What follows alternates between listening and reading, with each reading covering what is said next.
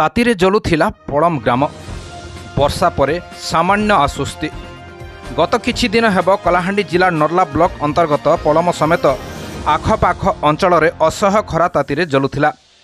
अंचलर जातीय राजपथ सह समस्त रास्तागुड़िक दिन 10टा परे खाँ खाँ लगुला।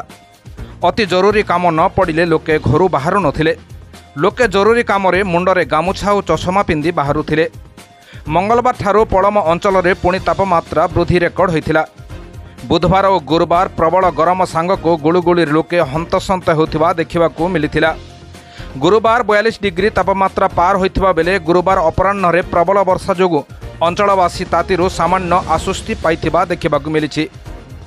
कलाहांडी जिला राज्य द्वितीय उत्तप्त जिला भाव में परिगणित कले अत्युक्ति हेब नाही।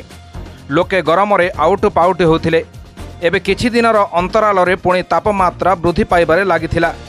किछि दिन कालबैशाखी एवं वर्षा पवन जोगो तापमात्रा ह्रास पाइथिला। लोके खरार असह्यतातिरु सामान्य आश्वस्ति पाइथिले एवं परे पुणी थरे तापमात्रा वृद्धि पाइथिला। अन्यपटे झांझी पवन बहिबा जोगो लोके मध्य नाही नथिबार असुविधा भोगुथिले। गरम पवन सांगक गुळुगुळी हेबा फଳରେ अंचलर विभिन्न विद्युत दुकान रे एसी कूलर और फैन धूमधाम रे बिक्री होतिबा बेले दुकान रे लोकंक लंबा भिड़ देखा मिलता।